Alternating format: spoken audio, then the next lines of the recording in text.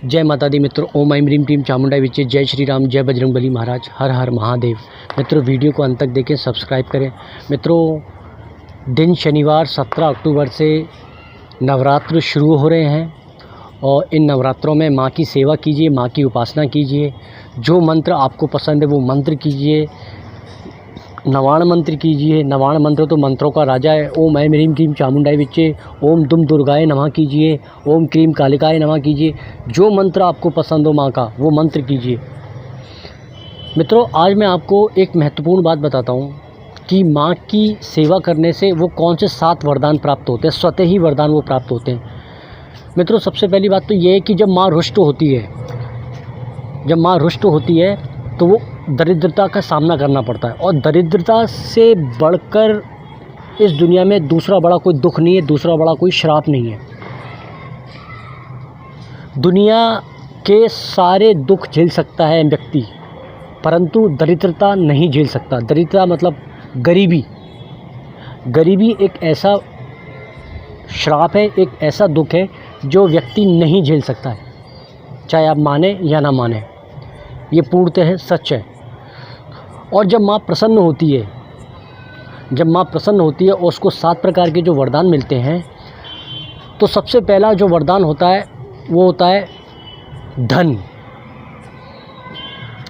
चाहे व्यक्ति पहाड़ों पर रहता हो, चाहे व्यक्ति शमशान में रहता हो, चाहे व्यक्ति जंगल में रहता हो, कहीं पर भी रहता हो, माँ स्वयं आके लक्ष्मी का रूप धारण करके उसकी दरिद्रता को समाप्त करती है, पूर्णतः समाप्त करती है।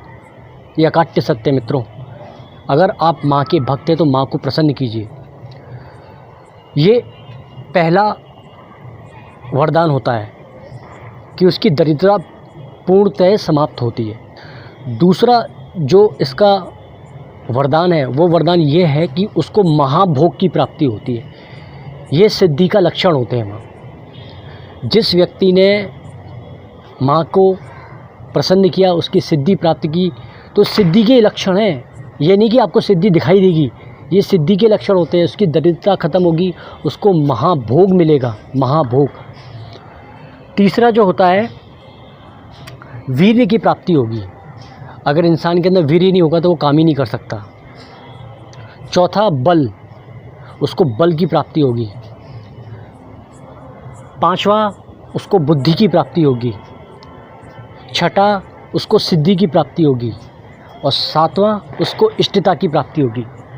इष्टता का तात्पर्य मेरा ये है कि जो साधक है वो स्वयं ईश्वर की तरह हो जाता है।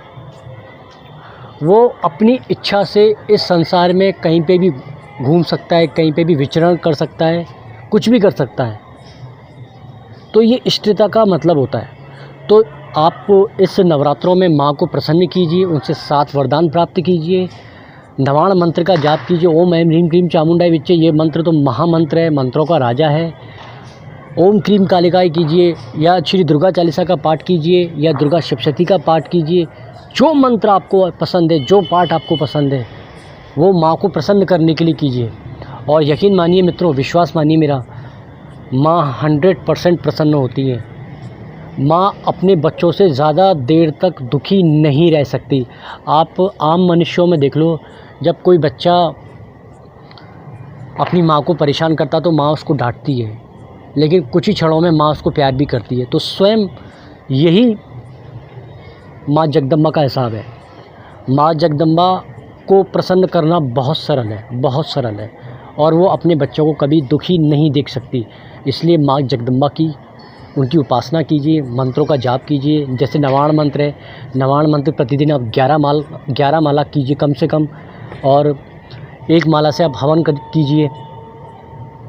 अगर आप हवन नहीं कर सकते हैं तो उसकी बजाय 1 माला एक्स्ट्रा आप जाप कर सकते हैं। ओम क्लीं कालिकाय नमः, ये मंत्र मंत्रों में बहुत बड़ा मंत्र है। इस मंत्र का आप जाप कर सकते हैं। 1.25 घंटा दुर्गा चालीसा का पाठ कर सकते हैं। सिद्ध कुंजिका स्तोत्र के 11 पाठ कर सकते हैं। मैं तो कहता हूँ कि दुर्गा सप्तशती की आप दुर्गा कवच कीजिए, प्रथम अध्याय द्वितीय अध्याय कीजिए, फिर कुंजिका स्तोत्र कीजिए, फिर नवाण मंत्र कीजिए। जो आपको पसंद है माँ, जो आपको सरल लगे, माँ की उपासना कीजिए।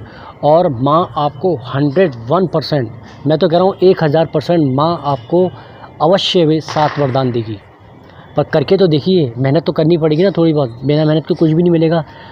जब तक बच्चा नहीं रोता तब तक माँ उसको दूध नहीं पिलाती, जब बच्चा रोता है तभी माँ उसको दूध पिलाती है। ये मैं एक उदाहरण दे रहा हूँ। जब तक आप दरवाज़ा नहीं खटखटाओगे तब तक दरवाज़ा कोई नहीं खोलेगा, जब आप दरवाज़ा खटखटाओगे तभी कोई दरवाज़ा खोलेगा। तो ठीक उसी प्रकार माँ को प्रसन्न कीजिए, माँ की उपासना कीजिए किसी भी तरह, किसी भी मंत्र के द्वारा या किसी भी पाठ के द्वारा। और माँ अपने भक्तों से कभी भी ज़्यादा देर तक अप्रसन्न नहीं रह सकती। वो 100% आती है और अपना आशीर्वाद हमेशा देगी आपको। तो मित्रों, मैं अपनी वाणी को यहीं विराम देता हूँ। जय श्री राम, जय बजरंगबली महाराज, हर हर महादेव। ओम ह्रीं बंगला मुखी सदुष्टानां वाचम मुखम पदम स्तंभ जिह्वां कीलं बुद्धिं राशिं स्वाहा।